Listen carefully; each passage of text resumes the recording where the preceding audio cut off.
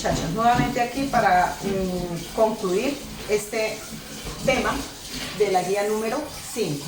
Entonces, recordemos nosotros que quedamos con la situación de las reformas liberales, que fueron las que marcaron el periodo hasta 1886, prácticamente en toda la segunda mitad del siglo XIX.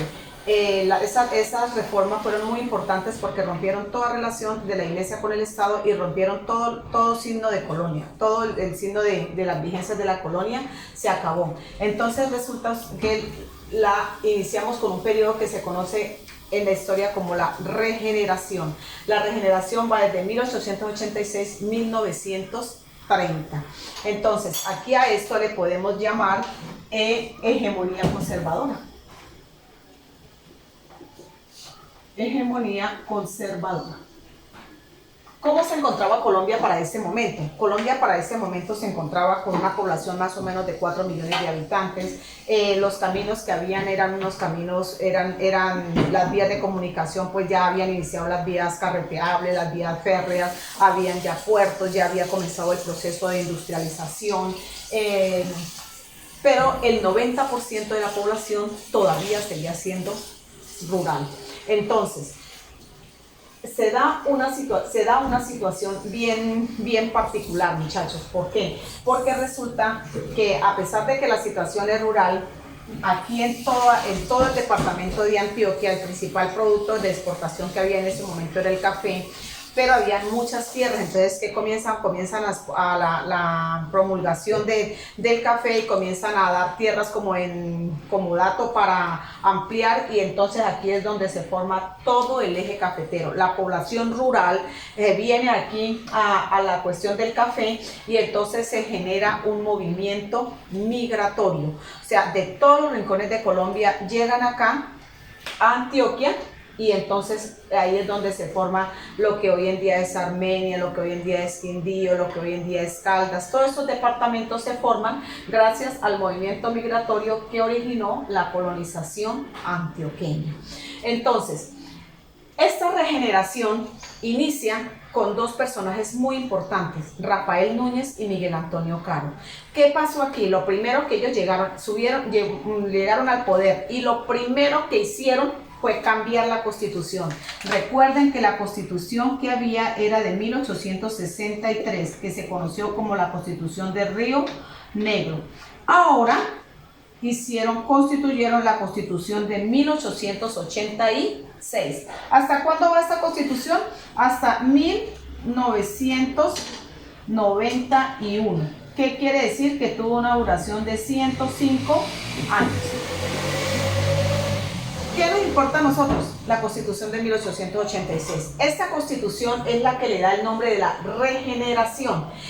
¿Qué hicieron una vez estuvieron en el poder? Rafael Núñez era el presidente, el vicepresidente era Miguel Antonio Caro. ¿Qué pasó, muchachos? Lo primero que hicieron fue cambiar absolutamente todo, echar al bordo todas las reformas liberales, todas. Lo primero que hicieron fue restablecer el concordato, volverle nuevamente a reconciliarse con la iglesia, volver a darle las tierras, y las volvieron a dar a la iglesia, y las que ya habían legalizado por los particulares, entonces el Estado los indemnizó, le pagó las tierras. Al pagarle las tierras, entonces la educación se la devolvió a la iglesia. Abolieron nuevamente el matrimonio civil, abolieron el divorcio, establecieron la economía, se volvió una economía ya no de libre comercio, sino una economía de exportación. Entonces esa situación, pues, ¿cómo pone a los liberales? Pues furiosos, porque pues el trabajo de tantos años, del 63 al 86 prácticamente, y todos los cambios que habían dado, pues prácticamente quedan en el limbo.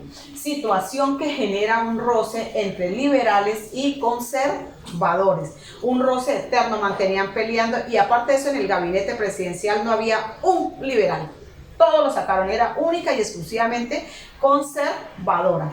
Entonces, al restablecerse el concordato, que es la unión o el matrimonio entre la iglesia y el Estado, entonces obviamente se genera el roce, y entonces ese roce es lo que nos va a desembocar en una guerra. En el año de 1899 se da la Guerra de los 1000 días. ¿Qué es la Guerra de los 1000 días? Un enfrentamiento entre liberales y conservadores. Ese enfrentamiento entre los liberales y los conservadores, bueno, muchachos, entonces se da la Guerra de los 1000 días en el año de 1899, pero recordemos que para ese momento Panamá era el brazo de Colombia, pertenecía a Colombia. El gobierno de los Estados Unidos, recordemos nosotros en el anterior día, donde yo les decía que el gobierno de los Estados Unidos quería construir un paso interoceánico entre el Océano Atlántico y el Océano Pacífico. Situación que el gobierno colombiano le dijo al gobierno colombiano que le daba 25 millones de dólares y le permitía hacer el canal, cosa que el gobierno colombiano, el Congreso dijo no se los vamos a dar, pero Panamá era totalmente olvidado por el Estado colombiano, porque había una barrera, había un límite natural que es la serranía del Darién. Esa serranía pues es imposible el paso. Hoy en día es un tráfico de corrupción y de narcotráfico, es un paso de la trata de personas. Hoy en día, imagínense usted hace más de 100 años, pues cómo estaría ese paso. Entonces, Panamá, a pesar de que pertenecía a Colombia, estaba totalmente alejada. No tenía, haga cuenta como hoy en día San Andrés y Colombia, así más o menos. Lo único bueno es para que pague los impuestos, para nada más le sirve. Entonces, Panamá pues quería también independizarse de Colombia, porque él quería tener su propio gobierno, ya que el gobierno colombiano pertenecía a Colombia, pero el gobierno colombiano no le prestaba atención. Entonces esa situación generó en que se dio la Guerra de los 1000 días, un enfrentamiento entre liberales y conservadores. Esa situación fue aprovechada por los Estados Unidos, que vino y le dijo negoció con el gobierno de Panamá la construcción del canal y el apoyo para independizarse de Colombia. Obviamente Panamá le dijo que sí. Entonces, apoyó a Panamá militarmente para lograr la independencia de Colombia. O sea, fue una coyuntura que se dio aquí. Panamá se independizó de Colombia en la Guerra de los 1000 días, o sea, aprovechó la coyuntura que el país estaba en guerra, el país estaba dividido y estaba vuelto nada para independizarse. ¿Quién salió ganando aquí? Estados Unidos y Panamá. ¿Por qué? Porque la guerra se conoce como la Guerra de los 1000 días porque inició en el año de 1899 y terminó en el año de 1903. En el año de 1903. En el mismo año logró la independencia Panamá, apoyada obviamente por los Estados Unidos. Estados Unidos comenzó la construcción del canal, pero ya quedó allá en su negocio. ¿Qué nos deja la Guerra de los 1000 días? ¿Qué nos deja como consecuencia? La consecuencia más importante es la pérdida del canal de Panamá, la pérdida del brazo de Colombia. Aparte de eso, convirtió al Estado colombiano en un Estado totalmente centralista. Todo dependía del nivel central, todo. El territorio quedó dividido en departamentos. Y además se fundó también durante este periodo el Banco de Bogotá, el Banco Central Hipotecario, se fomentó la industria nacional, se impulsó el desarrollo de las vías de comunicación, en el aspecto fortaleció la iglesia, estableció los símbolos patrios como el himno nacional, impuso la llegada de la tecnología como el teléfono y la luz. Pero entonces, muchachos, aquí pasa algo. El gobierno de los Estados Unidos le da una indemnización al gobierno de Colombia. ¿Cuánto le da? Anteriormente le daba 25 mil millones de dólares, ahorita le dio 5 millones de dólares. Esos 5 millones de dólares que le dio, ¿qué hicieron los gobiernos colombianos? Pues algunos construyeron vías de comunicación, otros se los echaron al bolsillo. ¿Por qué? Porque sencillamente para ese entonces no había ni Contraloría, ni Fiscalía, no había ni nada que les fiscalizara. Ellos hacían las cosas porque ellos querían, nada más no porque alguien les dijera cómo tenían que ser. Entonces, a principio la industria comienza a surgir, pero ¿qué pasa, muchachos? Las garantías aquí en Colombia son muy mínimas, son muy pocas. Entonces comienza a llegar capital extranjero. entre esas principalmente Estados Unidos. Estados Unidos comienza a fomentar la industria en toda Latinoamérica. Aquí en Colombia había una compañía que quedaba en la región de Urabá, allá en el oriente antioqueño, que se llamó la United Fruit Company.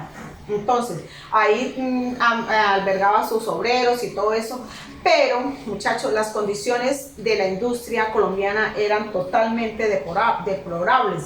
Los obligaban a trabajar entre 16, más o menos parecido a lo de la revolución industrial, pues así como ustedes, no tenían descansos, no tenían seguridad social, no tenían un sistema de salud, no tenían, aparte de que las empresas eran extranjeras, ellos no tenían relación directa con el trabajador. ¿Qué quiere decir eso? Lo que pasa hoy en día son empleos tercerizados. Entonces, el dueño de la empresa, el dueño de la compañía venía y montaba su compañía, buscaba un administrador. Ese administrador se encargaba de buscar los trabajadores. Usted trabajaba en la compañía, pero ¿quién era su jefe? El administrador. Usted no dependía directamente de la compañía.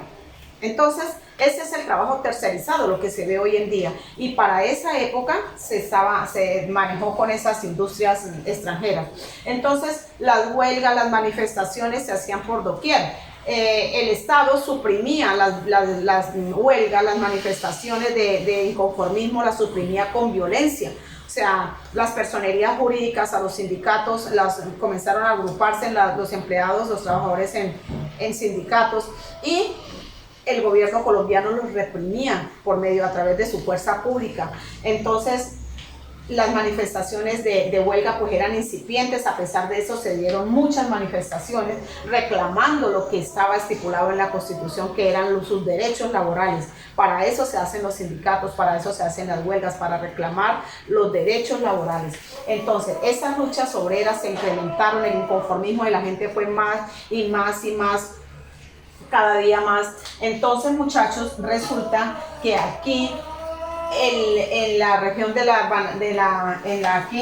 compañía que yo les estaba hablando, que era de los Estados United Fruit Company, era una compañía que se dedicaba al cultivo y a la exportación de banano. Esta empresa tenía más de 5,000 empleados, pero no directamente de la compañía, ni eran empleados de los Estados Unidos, no señor, eran empleados aquí de un administrador que los latigaba, incluso los latigaba para que ellos cumplieran y trabajaran con su condición. Entonces, ellos comenzaron a reclamar sus derechos y fueron reprimidos violentamente por el Estado. Tan es así que reclamando sus derechos, el gobierno reclamaba la presencia del presidente. El presidente les dijo que se reunieran en la Ciénaga de Santa Marta,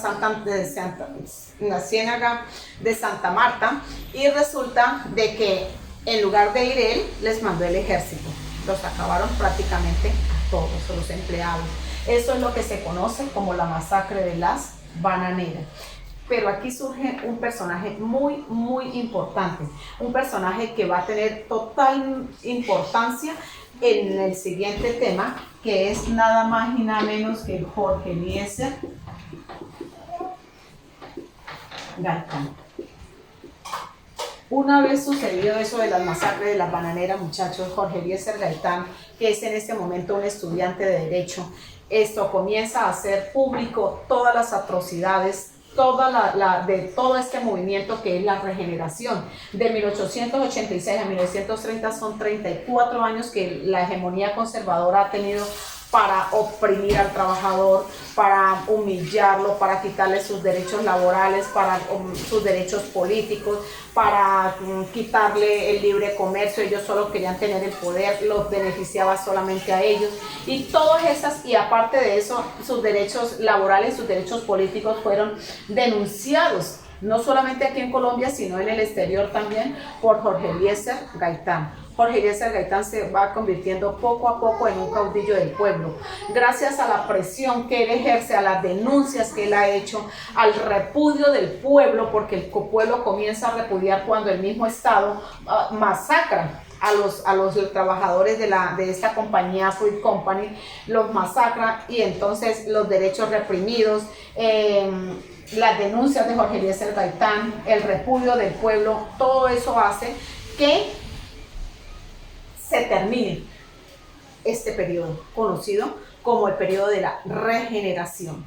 Entonces, aquí, muchachos, marcamos la primera, la dejamos aquí, donde sencillamente surge en el escenario Jorge Eliezer Gaitán y bajo las premisas del surgimiento de un nuevo caudillo.